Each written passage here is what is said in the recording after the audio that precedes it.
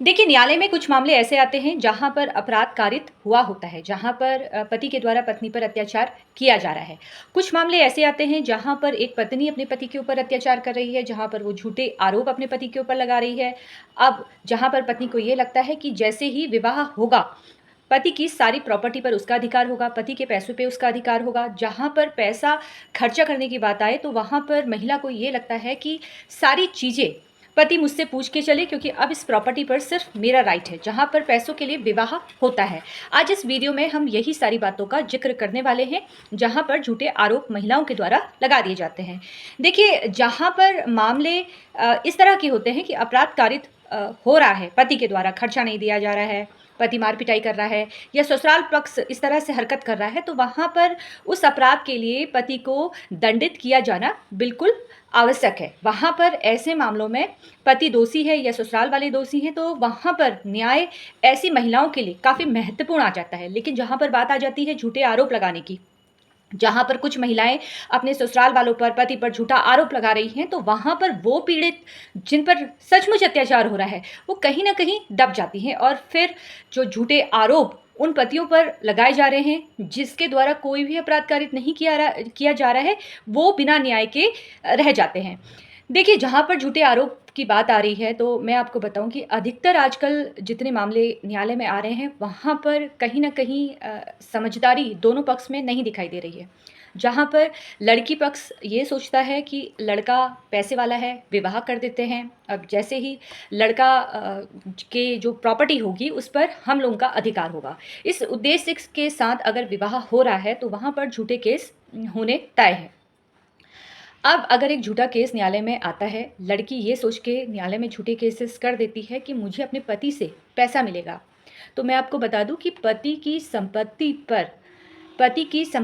पर पत्नी का कोई भी अधिकार नहीं होता है, अगर वो संपत्ति पति के पैसों से खरीदी गई है।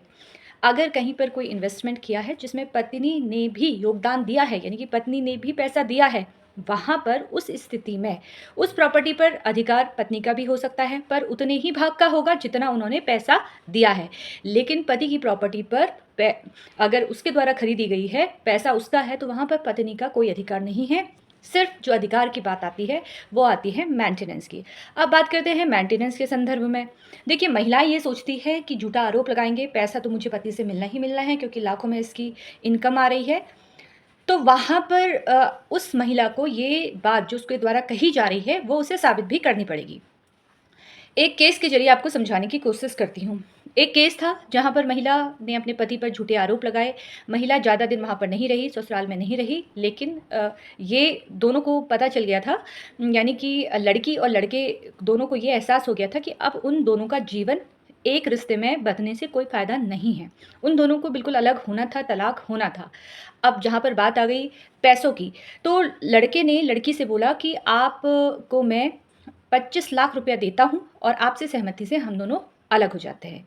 लेकिन लड़की को किसी के द्वारा ये कहा गया कि आपका पति तो काफ़ी अच्छा पैसा कमाता है और ये 25 लाख रुपया क्या, इससे तो आपको कम से कम 50 लाख रुपया से ऊपर पैसा मिलना चाहिए और आप इस तरह के मामले दर्ज करवा दीजिए। लड़की ने भी सोचा कि हाँ, मेरा पति पैसे तो कमा रहा है, इतनी इसकी प्रॉपर्टी भी है और 50 लाख से ऊपर तो मुझे पैसा मिलेगा ही मिलेगा। अभी विवाह को ज़्यादा समय नहीं हुआ था, 3 माह भी नहीं हुए थे, लेकिन लड़की ने ये सोच लिया कि 3 माह रहने की कीमत वो पति उन पैसों से देगा, जहाँ पर लड़के पे दबाव बनाया जाएगा, जहाँ पर अगर हम केस करते हैं तो लड़का कहीं न कहीं दबेगा और वो पैसा हमें आसानी से मिल जाएगा। उसने डिमांड की 50 लाख रुपया। लेकिन जब न्यायालय में मामला आया, 3 से 4 साल तक ये केस फाइट हुआ, जहाँ पर मेंटेनेंस भी उस वक्त महिला की इंटरिम मेंटेनेंस लगी, कुछ पैसा उनको मिला। बाद में जब सेटलमेंट हुआ, 4 साल के बाद जब दोनों के बीच में सेटलमेंट ही लास्ट में हुआ, तो वहाँ पर वो अमाउंट जो लड़के ने उस वक्त उन्हें ऑफ़र किया था, उतना पैसा भी उस महिला को नहीं मिला। अगर कोई महिला किसी पर झूठे आरोप लगा रही है और अगर पति वहाँ पर सेटलमेंट की बात कर रहा है, वो कह रहा है कि मैं आपको इतना पैसा दे सकता हूँ, तो समझदारी उस महिला की यही है कि उतना पैसा लेकर वो सेटलमेंट कर ले। इंटरिम मेंटेनेंस तो बांधी जाएगी, 6-6 महीने में पति एक बार पैसा दे देता है एंट्री मेंटेनेंस में या 2 किस्त उसके द्वारा दी जाती है। पति वर्ग भी यानी कि पुरुष वर्ग भी इतनी आसानी से मेंटेनेंस नहीं देता है महिलाओं को। इससे बेहतर ये है, अगर आपके द्वारा झूठे केस किए जा रहे हैं, जहाँ पर लड़की का उद्देश्य ही पैसा लेना है और दोनों ने सोच लिया है हम आपसी सहमति से अलग हो जाते हैं, तो वहाँ पर लड़की को यही करना है कि समझौता वो किसी भी तरीके से कर ले, वही डिमांड करे जितना अ, पति दे सकता है। अगर आप ये सोच रही हैं कि इतना मैं पैसा डिमांड कर दूँ, तो वहाँ पर ये आपकी बेवकूफ़ी है, क्योंकि वहाँ पर लड़कियों को काफ़ी लोगों के द्वारा भड़काया जाता है, बोला जाता है कि भई नहीं, तुम्हारा पति तो इतना पैसा कमा रहा है, इतना तुम्हें पैसा लेना चाहिए। क्योंकि आप खुद सोचिए कि आप सालों-साल तक न्यायालय में आते हैं, पति भी केस करता है, 3-4 केस पति ने कर दिए, 3-4 केस पत्नी ने कर दिए और उसके बाद हर एक केस की फ़ीस आप अपने वकील साहब को दे रहे हैं, आने-जाने का खर्चा हो रहा है, साथ में आपके समय वेस्ट हो रहा है। तो वो जो पैसा आपका खर्चा हो रहा है, तो जितने में सेटलमेंट आप कर रहे हैं, उससे आधा पैसा तो आपने न्यायालय में दे दिया है और आधा पैसा वो जो आधा पैसा आपके पास आया है, उसकी वैल्यू अब कुछ नहीं रही है, क्योंकि 3 साल के पैसे की वैल्यू जो है वो 5 साल के बाद अगर आपको पैसा मिलता है तो उसकी वैल्यू कहीं न कहीं ख उतनी नहीं रह जाती है। इसलिए समझदारी यही है कि आपस में बैठिए, बात कीजिए, समझौता कीजिए, जहाँ पर पति-पत्नी बिल्कुल दोनों ने तय कर लिया कि नहीं, हमें एक-दूसरे के साथ जीवन नहीं गुज़ारना है, गलत हमारा विवाह हो गया है, तो वहाँ पर लड़कियों को भी समझदारी से काम करना चाहिए। अगर मेंटेनेंस की माँग अगर आपके द्वारा की जा रही है, तो उतनी ही माँग कीजिए जितना पति दे सकता है। अगर आप उतना पैसा सोच रही हैं कि न्यायालय आपको दिला देगा, तो ऐसा नहीं होता है। इतना पैसा आपको न्यायालय में केस करने में ही खर्च हो जाते हैं। इससे बेहतर है सेटलमेंट कीजिए, पैसा लीजिए, अपने जीवन की नई शुरुआत कीजिए।